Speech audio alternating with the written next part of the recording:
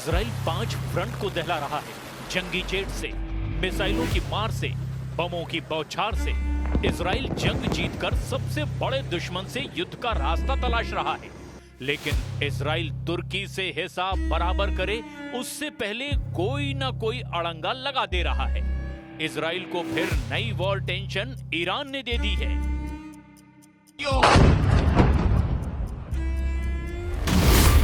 Israel के एटमी अड्डे में घुस गया ईरान।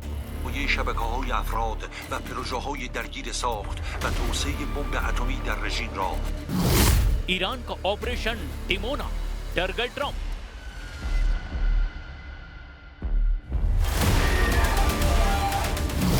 खामनेई का प्रॉमिस 4 परमाणु हमला शुरू।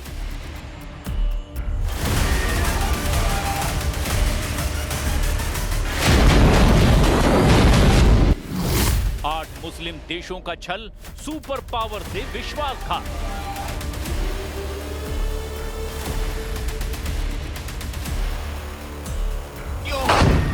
ईरान ने बड़ा धमाका किया है।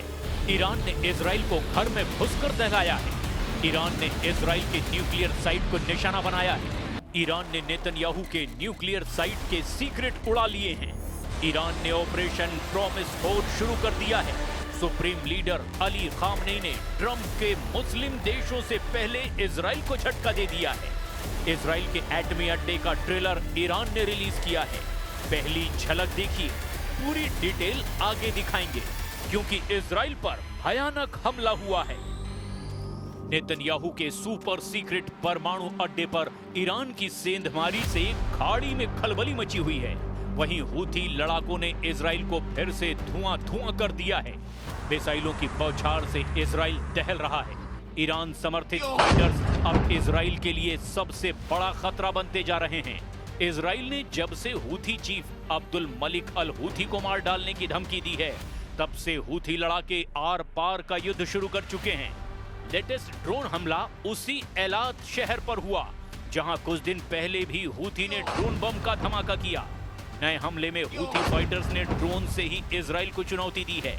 24 घंटे से शुरू हुआ हूथी का हमला कई राउंड में हो सकता है।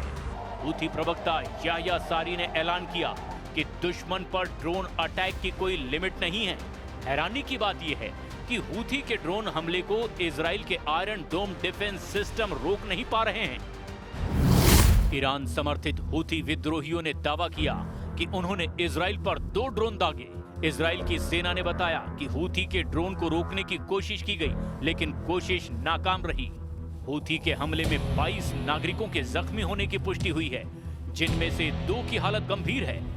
सिलाहुल जव्वी मुसय्यर फिल क़ुव्वात मुसल्लहत यमनिया अमलियतन अस्करियतन नौइया वज़ालिका बिताइरतैन मुसय्यरतैन استهدفتا هدفين للعدو الإسرائيلي في منطقة أم الرشراش جنوبية فلسطين المحتلة، وقد حققت العملية هدفها بنجاح بفضل الله، وفشلت المنظومات الاعتراضية في التصدي لها।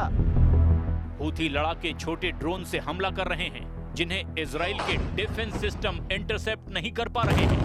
इजराइल के हाईटेक सिस्टम को चकमा देने के लिए ड्रोन के रडार सिग्नेचर को भी छोटे बनाए जा रहे हैं। जिस एलात सिटी पर दूसरी बार ड्रोन हमला हुआ, वहां इजराइल का आयरन डोम डिफेंस सिस्टम तैनात है, लेकिन हूथी लड़ाके आसानी से हमले को अंजाम दे रहे हैं। هذه العملية هي الثانية خلال 24 ساعة الماضية، حيث نفذ سلاح الجو المسير عملية عسكرية في وقت سابق أمس الثلاثاء، وذلك بعدد من الطائرات المسيرة استهدفت أهدافا عدة للعدو الإسرائيلي في منطقة أم الرشراش وبئر السبع जनूबी फिलिस्तीन المحتلة। इजराइल पर ऐसे ही ड्रोन हमला हुआ। उसने गाजा में जबरदस्त पलटवार किया है। 24 घंटे के अंदर इजराइल ने गाजा में 170 हमले कर डाले हैं। गाजा पट्टी में इजराइल के हमले में 80 से ज्यादा लोगों के मारे जाने की जानकारी है। हमला गाजा के दराज इलाके में एक इमारत और शिविरों पर किया गया। इजराइल की सेना ने दावा किया कि हमले में हमास के 2 टॉप कमांडर ढेर कर दिए गए। इजराइल ने 80 लोगों की मौत के दावे को खारिज कर दिया है। गाजा में इजराइल के हेलीकॉप्टर मंडरा रहे हैं। जहां भी हमास लड़ाकों की निशानदेही होती है वहां आसमान से बम बरसा दिया जाता है। बहुमंजिला इमारतों को बम धमाकों से उड़ाकर हमास लड़ाकों को मौत के घाट उतारा जा रहा है। उधर ट्रंप से मिलने पहुंचे नेतन्याहू ने ऐलान कर दिया कि बहुत जल्द बंधकों की रिहाई के साथ ही हमास का टोटल सफाया होगा। उसके बाद ईरान से युद्ध जीता जाएगा। בוושינגטון אני אפגש בפעם הרביעית, יותר מכל מנהיג אחר, עם הנשיא טראמפ, נדון איתו על ההזדמנויות הגדולות שהניצחונות שלנו הביאו, וגם על הצורך שלנו להשלים את מטרות המלחמה. זאת אומרת, להחזיר את כל חטופינו, להכריע את החמאס, ולהרחיב את מעגל השלום שמזדמן לנו בעקבות הניצחון ההיסטורי בעם כלבי וניצחונות אחרים שהשגנו. ट्रंप से मीटिंग से पहले नेतन्याहू ने फिलिस्तीन को मान्यता देने वाले देशों पर भी निशाना साधा है। नेतन्याहू ने फिर से दोहराया कि वो किसी भी कीमत पर फिलिस्तीन देश नहीं बनने देंगे। אני אוקיע את אותם מנהיגים שבמקום להוקיע את הרוצחים, האנסים, שורפי הילדים, רוצים לתת להם מדינה בלב ארץ ישראל. זה לא יקרה. नेतन्याहू के लिए सीरिया फ्रंट से खुशखबरी मिली है, जहां कमांडर जुलानी उर्फ अल शरा ने यह कबूल किया है कि उन्हें इजराइल से डर लगता है। तुर्की की शह पर सीरिया में बशर का तख्ता पलट करने वाले कमांडर जुलानी ने यूएन महासभा में यह आरोप भी लगाया कि इजराइल सीरिया के टुकड़े टुकड़े कर सकता है।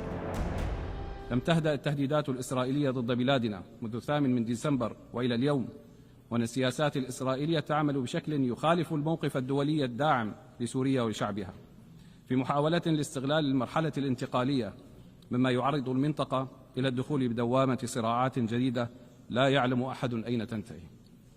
وإزاء ذلك تستخدم سوريا الحوار والدبلوماسية لتجاوز هذه الأزمة وتتعهد بالتزامها باتفاق فض الاشتباك لعام 1974। इजराइल को जब हर तरफ कामयाबी मिल रही थी तभी ईरान ने बड़ा खेल कर दिया। ईरान ने इजराइल के न्यूक्लियर प्रोग्राम के सीक्रेट उड़ा लिए हैं। ईरान ने नेतन्याहू के एटमी अड्डे की पूरी पिक्चर रिलीज कर दी है। इजराइल के परमाणु अड्डे का वीडियो डिमोना सेंटर का बताया गया है। ईरान के जारी किए गए वीडियो में न्यूक्लियर सेंटर की तस्वीरों के साथ वैज्ञानिकों के पासपोर्ट और आईडी कार्ड भी देखे जा सकते हैं। वीडियो में न्यूक्लियर सेंटर के नक्शे और दस्तावेज भी दिखाए गए हैं। ईरान ने इजराइल की जिस गुप्त एटमी अड्डे का वीडियो रिलीज किया वो रेगिस्तानी इलाके में बना है। डिमोना परमाणु अड्डा दक्षिणी इजराइल के नेगेव रेगिस्तान में डिमोना शहर से लगभग 13 किलोमीटर दूर है। डिमोना न्यूक्लियर सेंटर को 1958 में प्रधानमंत्री डेविड बेन गुरियन ने बनवाया था। डिमोना एटमी साइट पर नेगेव परमाणु अनुसंधान केंद्र स्थापित किया गया। शुरुआती 10 सालों तक इजराइल ने एटमी सेंटर को कपड़े का कारखाना बताया। हालांकि संयुक्त परमाणु ऊर्जा खुफिया समिति को दिसंबर 1960 में डिमोना का सच पता लग गया था। अमेरिकी खुफिया रिपोर्ट में डिमोना में प्लूटोनियम डिजाइन के पुख्ता सबूत मिले हैं। इसके बाद साल 1986 में इजराइल के एटमी प्रोग्राम का कच्चा चिट्ठा वहां काम करने वाले एक कर्मचारी ने खोला। 1986 में डिमोना सेंटर के पूर्व तकनीशियन मोर्दके वानुनु ने द संडे टाइम्स को रिएक्टर की तस्वीरें और सारे सबूत सौंपे थे। हालांकि वानुनु को इसके बाद देशद्रोह के आरोप में 18 साल जेल में भी रखा गया। इजराइल ने कभी भी आधिकारिक तौर पर अपने पास किसी भी परमाणु हथियार के होने की बात को स्वीकार नहीं किया है। न ही इजराइल परमाणु अप्रसार संधि में शामिल हुआ। जून 2025 में लेबनान के अल मायादीन नेटवर्क और ईरान की तस्नीम न्यूज एजेंसी ने इजराइल के एटमी प्रोग्राम के हजारों दस्तावेज सामने लाने का दावा किया था। वक्त वक्त पर इजराइल के न्यूक्लियर प्रोग्राम को लेकर खुलासे होते रहे हैं, लेकिन ईरान ने अब नेतन्याहू के परमाणु प्रोग्राम से पर्दा उठाकर ऑपरेशन प्रॉमिस 4 शुरू करने की धमकी दी है। ईरान ने इजराइल पर हमला करने का एक वीडियो भी जारी किया है। अब तक इजराइल पर किए मिसाइल हमलों का वीडियो बेहद डरावना है।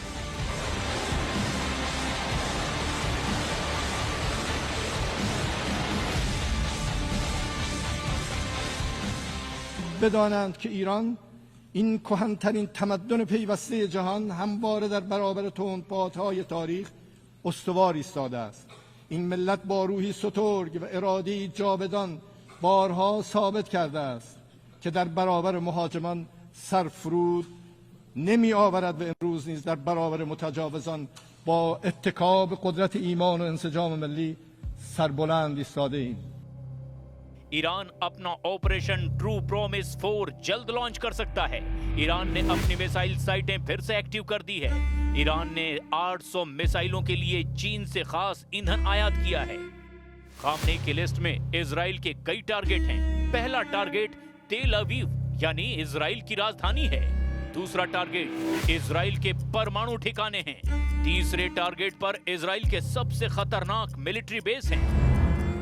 वैसे ईरान का बटन तभी दबेगा जब इजराइल ईरान पर हमला करेगा, और इसमें कोई शक नहीं कि इजराइल ईरान के परमाणु कार्यक्रम को तबाह करने के लिए कुछ ना कुछ जरूर करेगा।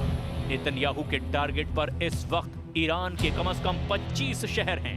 इनमें परमाणु अड्डे भी हैं, इनमें तेल के ठिकाने भी हैं, और इनमें तमाम उन कमांडरों का एड्रेस है जो खामनेई के ऑर्डर पर इजराइल को दहलाने के लिए तैयार हैं। क्या इजराइल के खिलाफ ईरान का मिशन डेडली डिमोना शुरू हो चुका है? डिमोना मतलब इजराइल का परमाणु प्लांट जो नेगेव के रेगिस्तान में है।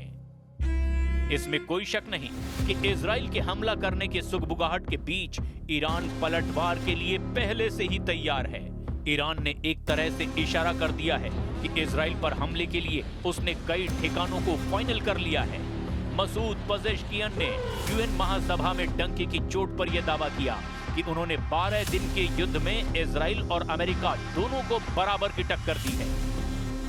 دفاع 12 روزه مردم میهن‌دوست و دلاور ایران محاسبه وهم‌آلود خودستایان متجاوز را به رخ آنان کشیدند. دشمنان ایران ناخواسته اتحاد مقدس ملی را قوام بخشیدند. مردم ایران با وجود شدیدترین، طولانیترین و سنگینترین تحریم‌های اقتصادی، جنگ روانی و رسانه‌ای و تلاش‌های مستمر برای ایجاد تفرقه به مجرد شلیک نخستین گلوله به خاکشان یکپارچه حامی نیروهای مسلح دلیر خود شدند و امروز نیز خود شهیدانشان را، خون شهیدانشان را پاس می‌دارند. आग बराबर लगी है। ईरान इजराइल के हमलों से घायल है। इजराइल ने ईरान के एटमी अड्डों को अमेरिका के साथ मिलकर तबाह किया है। ईरान मौका मिलते ही नेतन्याहू का डिमोना ड्रीम ढहा सकता है। ईरान को रूस से हथियारों की सप्लाई शुरू हो चुकी है। सुखोई 35 जंगी जेट और S-400 जैसे विध्वंसक हथियारों से लैस होते ही ईरान आर पार का युद्ध शुरू कर सकता है। मुमकिन है इजराइल ईरान को वक्त ही ना दे। रिकॉर्ड तो यही बताता है कि इजराइल दुश्मन पर पहले वार करता है।